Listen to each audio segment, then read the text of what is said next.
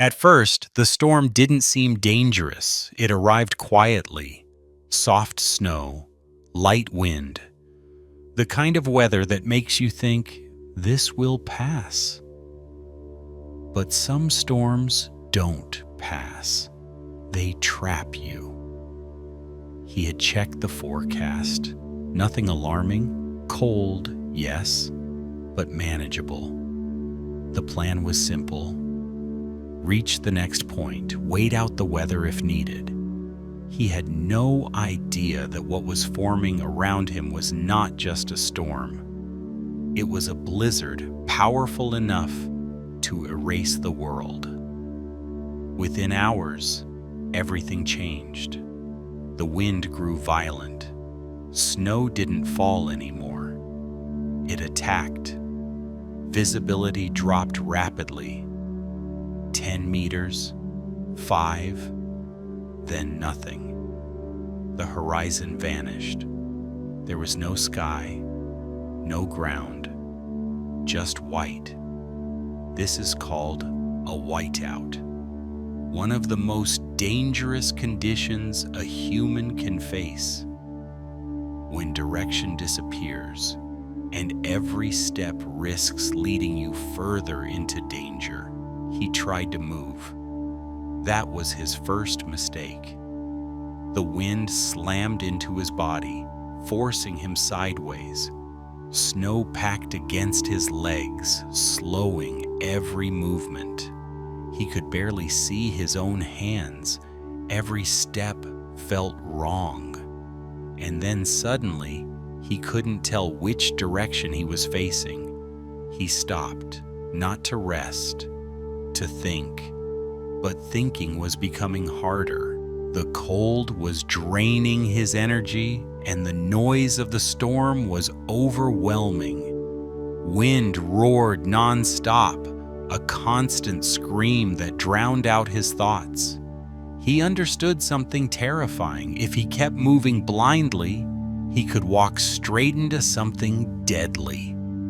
A drop, thin ice, or simply collapse from exhaustion. So he made the hardest decision of all. He stayed where he was. But staying still in a blizzard is dangerous. Snow piles up quickly. Wind strips heat from your body relentlessly. So he searched for anything that could offer even minimal protection. He found a slight rise in the terrain, not a shelter, not safety, but it broke the wind, barely. Using his hands, he began digging into the snow. Every movement burned energy he couldn't afford to lose. His gloves were soaked, his fingers numb, but stopping wasn't an option. He created a shallow hollow, just enough to crouch, just enough to block part of the wind. Then he curled inward, wrapping his arms around his body, protecting his core. The storm didn't slow down, it grew worse. Snow hammered his back, wind shook his entire body. The cold seeped through every layer of clothing. His muscles trembled uncontrollably. That wasn't fear, that was hypothermia beginning.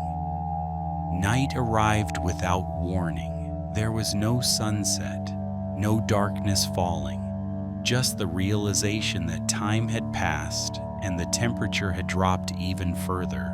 Inside the storm, time lost meaning. Minutes felt like hours. Hours blended together. He forced himself to stay awake.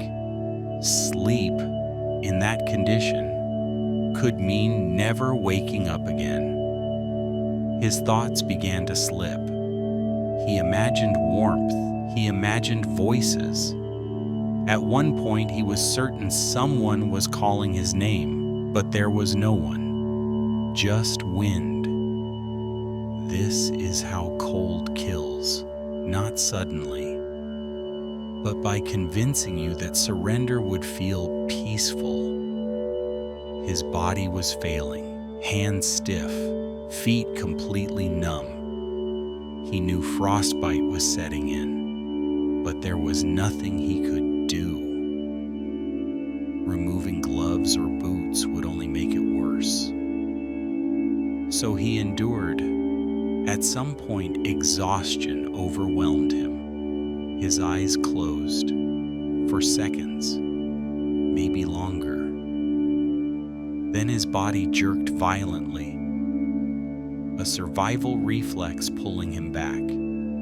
He forced himself to move his arms, his legs, anything to keep circulation alive.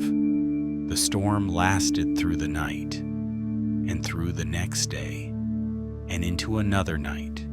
He had no way of knowing how long it had been, only that he was still breathing. Eventually, something changed. The wind softened, not stopped, but softened. The sound shifted, less violent, less aggressive. Light began to filter through the white, not clear, but different. He raised his head slowly. The world was still buried, but the storm was losing its grip. With what little strength remained, he pulled himself out of the hollow. Standing was difficult. His legs barely responded, but he stood. And for the first time in days, he could see more than a few steps ahead. He moved carefully, every step calculated. Pain shot through his feet. They were damaged, severely, but pain meant something important. They weren't completely gone. Hours later, he reached help. Rescue didn't come dramatically. No helicopters, no instant relief, just exhausted humans helping another exhausted human. He survived. But the storm left its mark. Permanent injuries, frostbite scars, a body forever changed. When asked later how he survived, he said something simple. I stopped trying to fight the storm and focused on not letting it win. Because blizzards don't need to chase you. They just need time and patience and silence.